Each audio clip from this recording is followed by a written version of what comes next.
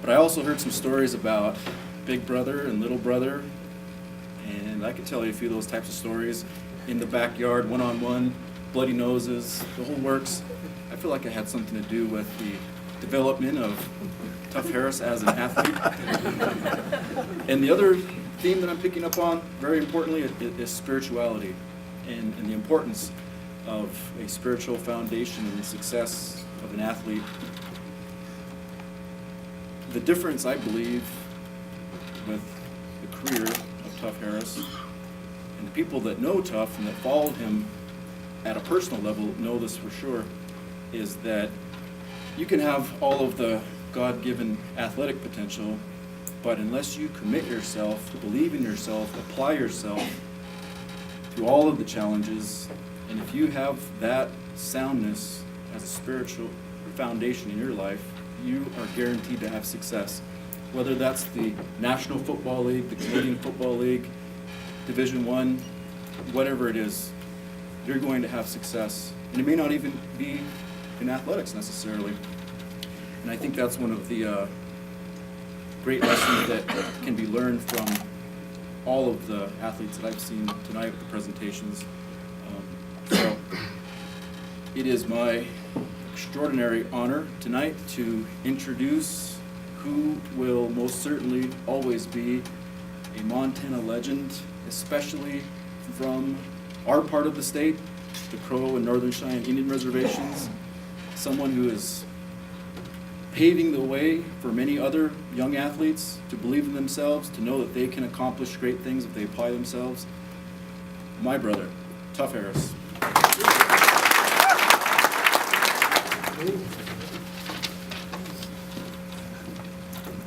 Thank you for that, Jay. Well, I can honestly say that in the Harris household, I'm the second best football player to my brother. He was an exceptional athlete, and he not only could run further than me, he was smarter, and he can kick the ball further, he could throw it, and I could honestly say that my brother was the better football player of the two of us. So growing up in Montana is a little unique to the rest of many football players' experience, because in Montana your training is a little bit different than the rest of the country. The country go to Pop Warner football, Pee Wee football, and they get their development. You see, my parents trained me as an athlete, and my parents, they were horse trainers. They were in the rodeo, horse training. Being from Montana, that's what we did. So when it came time for their kids' development, they became our coaches, they became our trainers. And so a lot of our speed in our family came from horse training. And the ability to understand how to make horses faster, they applied it with their children. And so after all the oats and the hay that they gave us, we became exceptional athletes. So thank you for that. You know, I think after I was informed that I was a candidate, a possible recipient of this prestigious, amazing honor to be a part of this inaugural 2016 induction, I just started reflecting, just a lot of reflecting, and that reflecting was, I started asking myself, what got me to this point? What got me here? Because there's so many things, there's so many people, and there was so many life turns that took me to the point where I really can't explain it. It's a really incredible, really incredible thing to try to reflect on and put it into one word. And I really couldn't come down to it, so I'll put it into two. There's similar words, but obedience and submission. So that's been the theme of my life, and throughout my high school career and college career on into the pros, that word just keeps ringing out, and it's a word that I've never used in front of anybody. I've never told anybody I was obedient. You know, when they ask you, how did you make it, you use the words hard work, dedication, teamwork. You know, you use the traditional words, but it's a word that I've never used. but it's been in the foundation of what I've done, and it's obedience. You see, when my parents told me to go and run some hills, I'm the middle child, so I want to please everybody. And so I went and ran hills. And when my sister wanted me to dance jitterbug with her over and over and over while she led, and I was the one who, I was obedient. And I understand how and why I have the fancy footwork when I'm backpedaling is from Western jitterbug. But I had a mother who said, as a family, let's go to church. And so me being obedient, I went to church with her. And my spiritual foundation started to form. And that spiritual foundation started to form who I was as an individual, and it gave me a strong foundation. And my father would say, but he made mistakes. And he didn't want to see me follow down down his footsteps where he had the opportunity, but he made mistakes. So he was asking me to do what he wanted to do. And he also taught me some incredible things along the way. And those things still stick with me today. I still use these same principles. And one thing that I remember, we were driving down the road in a single cab Ford F-150, and my father tells me, and he's just talking to me, he's constantly talking to me and coaching me and telling me principles that I need to grow up as a man. And he says, you know, son, everybody's heading down a certain path. We're from the reservation. And so many athletes, like yourself, so many athletes have that opportunity through high school. And they're amazing. But where are they after that? Where do they go? What happens to them? He said, many athletes are traveling down this road and they fade off into nothing. And we have a term in our tribe, it's called being a contrary warrior. And a contrary warrior is someone who doesn't follow the pattern of everyone. They do everything in a very opposite way. So he said, everyone's traveling this way, and if you look at their life, this is what they're doing. They're doing all these things, and they're ending up like this. To be a contrary warrior is to do the opposite, and you'll have a different result. So as he's telling me, as a child, we're going down the road in this Ford F-150. I remember him saying specifically to distinguish yourself, be different than everyone else. Everyone else is going down a wrong path.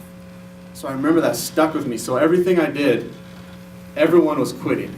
Everyone was cutting themselves short. Everyone's opportunity was coming to a point and they weren't pushing beyond. And I knew to be a contrary warrior, I had to go the extra mile.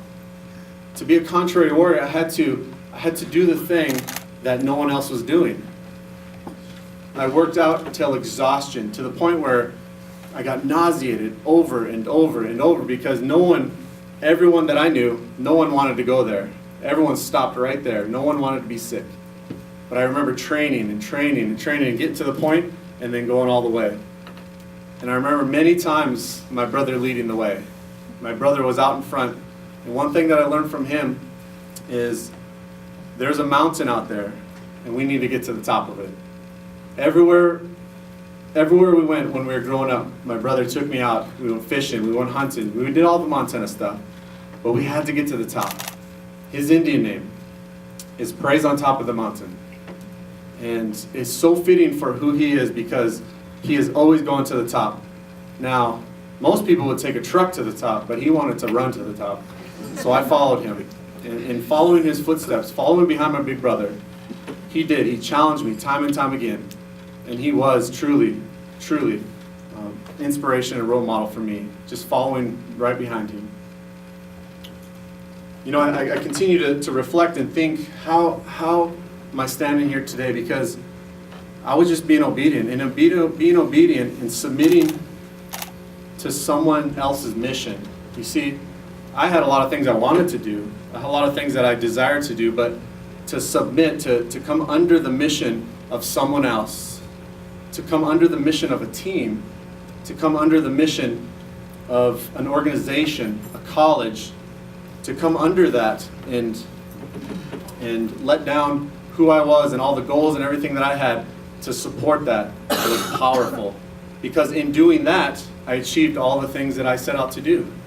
You see, if I tried to go for all the things that I wanted to do, I probably would have missed out. But instead, I focused on the right things.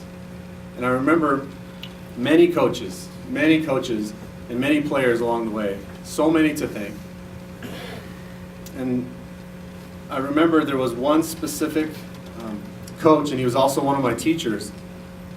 He encouraged me just at the right time. Being born and raised on the Crow Indian Reservation, I'm half Native American and half white. The white is a mix of Bulgarian, English, a lot of other things, but growing up on the reservation, that caused difficulties for me. And there would be times where I'd have success in athletics, but because I was not fully submerged into culture on either side, there was a lot of tension in my life. There was a lot of things that individuals had said. But I knew if I stayed around the people that were positive in my life, they would help me. And this teacher, who's actually here today, is named Martin Stuker. He helped me. He said something that changed everything from my perspective. Because as I'm doing well in athletics, I'm struggling as an individual and trying to become who I was going to become. And he said something. He said, you have it. You have what it takes. And you're going to become the next Elvis Opal. And I knew what he meant when he said that. When he said, you're going to become the next Elvis Opal, it struck something down in me, because Elvis Opal was one of the most decorated high school basketball players in the state of Montana, not just the reservation, not just from our area, but the state of Montana. And he went on to win many high school championships, MVPs. And he was incredible. And I knew what he was telling me in that moment. He was telling me that you can be the champion that he's seen in me. You can be the person that you know you can be. You see, I didn't know how to get there. But when he said that, when you can be the next Elvis Opal, he was telling me who I was. And I believed it because he was convincing. And he told me those very words in junior high. And from that moment on, it was one of the catalysts that changed everything for me. Because I realized I didn't want to be Elvis Opal. I wanted to be who I was. But I knew what he was saying. And today, also sitting at our table, is another coach that, it's kind of a funny story, because we transferred, when I say we, the family transferred from Lodge Grass to Colstrip. See, a lot of people don't know I'm from St. Xavier, which is a town of less than 50 people. We went to Lodge Grass, and that's where my dad had graduated, my sister, my brother. But I transferred out, and the family went with us to Colstrip. And I remember the very first game, Colstrip was playing their first game, and it was against Lewistown. And I remember going up to the coach, Coach Ader. He's sitting here today. I went up to him and I said, Coach, next week I'll be here. I'll be playing for you. And he kind of had that side smirk, like, yeah, you'll be here. That's kind of funny, But I did. I transferred. The family moved, and I was playing for the Colstrip Colts. And I remember from that moment on, it was so hard for me to adapt to a new life, because going from the reservation off the reservation was very difficult. But there was an individual, and he helped me. He was our quarterback. From the moment I stepped on that high school campus, I remember he just took me under his wing, and he just told me everything. He just told me everything that I needed to know. He put me in the right positions. He put me around the right people, and he encouraged me, and he coached me along. Matt Shahan is his name, and he's an incredible leader. And he is today, and he always has been. He was our quarterback. He had an amazing arm. And there's so many people that I want to thank, but there's just not enough time. Everyone's standing up here. We can go on and on about the people that we love and that we want to thank, but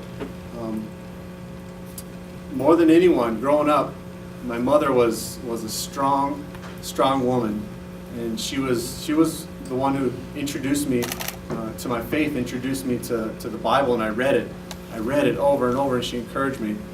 But to see her go through all that she did, she sacrificed so much for our family, and to see her go through all these things time and time again. And we grew up poor. We grew up with hardly anything. We grew up with seasonal jobs. We didn't have a lot of money, but we always had a meal. We always had clothes. I never missed a dental appointment. I never missed any doctor's shots or anything. My mom sacrificed to get us healthy, to get us whole, not only physically but spiritually. And I'm absolutely indebted to her forever. and my sisters are some of the most encouraging, loving people. They've been through a lot, but they've taught me something. Through all of their life and everything that they've been through, they keep smiling. They're beautiful women. They keep smiling, and they're awesome. They're my biggest fans, and I am absolutely grateful that they're there. They're always there, and they're always there with a good, encouraging word, with a beautiful smile. And I want to thank most of all my wife, who's been there from the first week I stepped on campus, on the college campus. I met my wife, and I knew, and I'm not that bold, but I knew that she was going to be my wife, and I told her friend. There was two of them. She was a college golfer, and I told her friend, I said, I think your friend's pretty cute, and I think I'm going to marry her. And it took me 6.5 years to finally propose to her. I built up the courage, and I married her, and it's been amazing. She's been there through everything. She's seen it from when there was nothing. And to tell you a quick story about that, I met her, and she didn't know I played football for 3 weeks. She didn't know I was a football player. But I invited her to come to one of the games, and I told her to come sit with me. I was redshirting, and I had my jacket on with my jersey underneath. And she came and sat right next to me. And we're sitting in the red shirt section, and she thinks it's a joke right away, but I take my jacket off and I'm wearing a jersey. But those 3 weeks were crucial, because those 3 weeks determined what she was in it for.